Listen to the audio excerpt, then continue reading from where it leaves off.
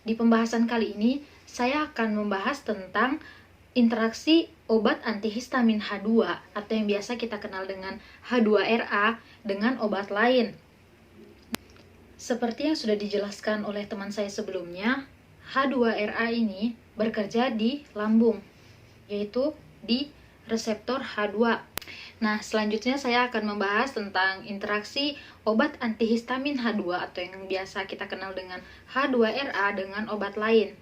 Nah, di sini kami membahasnya menjadi dua pembahasan. Yang pertama, interaksi antara H2RA ini dengan obat lain yang mempengaruhi profil dari H2RA.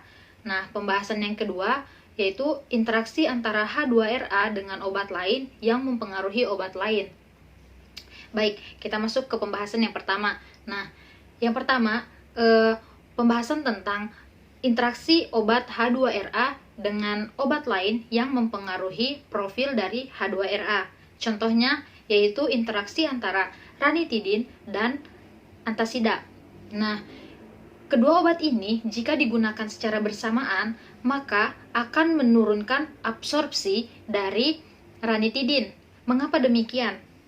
Karena antasida kan berfungsi untuk menetralkan asam lambung, sedangkan ranitidin dia dapat diabsorpsi pada keadaan asam. Nah, ketika antasida sudah menetralkan asam lambung, otomatis pH-nya akan menjadi netral. Nah, inilah yang mengganggu absorpsi dari ranitidin. Seperti itu. Nah, ketika absorpsi dari ranitidin ini menurun, otomatis konsentrasi ranitidin dalam plasma pun juga akan menurun. Nah, contoh obat yang kedua yaitu interaksi antara obat simetidin dengan rifampicin, yang mana ketika mereka digunakan secara bersamaan, maka metabolisme dari simetidin akan meningkat. Mengapa demikian? Karena rifampicin ini dia akan meningkatkan pembentukan dari enzim pemetabolisme obat, termasuk enzim pemetabolisme simetidin. Nah, hal ini pula yang menyebabkan metabolisme dari simetidin akan meningkat. Ketika metabolisme simetidin meningkat, otomatis efek farmakologi dari simetidin akan menurun. Nah, masuk ke pembahasan yang kedua, yaitu interaksi antara H2RA dengan obat lain yang mempengaruhi profil dari obat lain.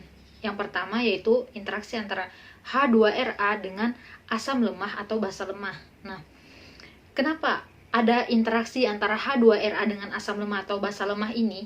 Nah, yang tadi kan sudah kita bahas kalau misalnya H2RA ini bekerjanya di lambung. Nah, H2RA ini kan kerjanya mencegah atau menghambat sekresi dari asam lambung sehingga pH-nya bisa meningkat yang menjadi netral atau basa. Nah, hal inilah yang nanti akan mempengaruhi absorpsi obat. Nah, contohnya pada obat-obat yang sifatnya asam lemah seperti glibenclamid, glipizid, dan tulbutamid. Nah, ketika obat ini dia dikombinasikan dengan H2RA, maka absorpsi dari mereka akan meningkat karena sifatnya yang asam lemah.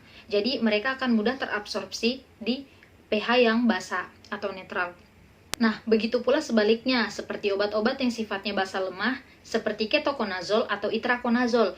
Nah, mereka ini ketika dikombinasikan dengan H2RA, maka absorpsinya akan menurun.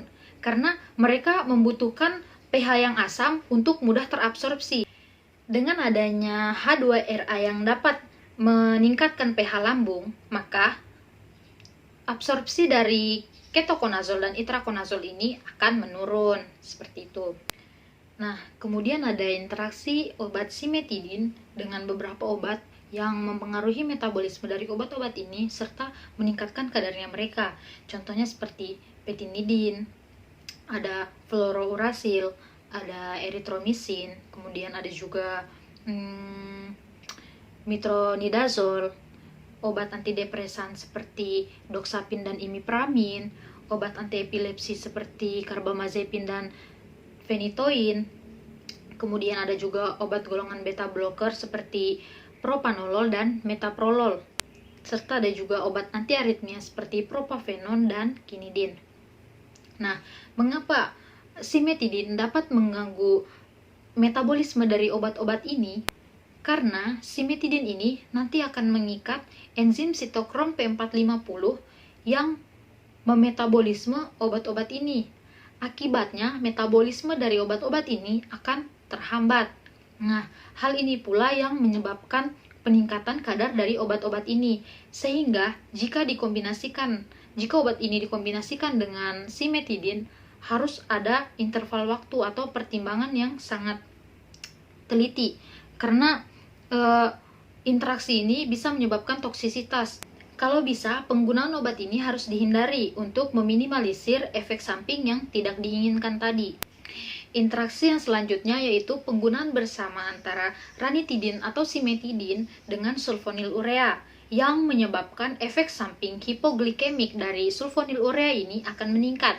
Nah, mengapa demikian? Karena simetidin atau ranitidin ini dia nanti akan menurunkan ekskresi dari sulfonilurea. Nah, yang menyebabkan sulfonilurea ini tetap ada di dalam tubuh. Nah, hal inilah yang mengakibatkan efek samping sulfonilurea yaitu hipoglikemik akan meningkat. Nah, interaksi selanjutnya yaitu penggunaan bersama antara simetidin dengan phenytoin atau warfarin atau theophylline, yang mana ketika obat-obat ini digunakan bersamaan dengan simetidin, maka akan meningkatkan efek farmakologinya. Mengapa demikian? Ya, mekanismenya sama tadi seperti yang sebelumnya. Dia mengganggu di bagian metabolismenya, sehingga kadar obat-obat ini dia meningkat. Nah, dengan peningkatan kadar obat ini, maka otomatis dia dapat menyebabkan toksisitas. Memang mungkin efeknya akan terlihat lebih cepat, tapi tidak menutup kemungkinan juga kalau penggunaan obat ini atau kombinasi obat ini akan berinteraksi yang merugikan, yang menimbulkan toksisitas.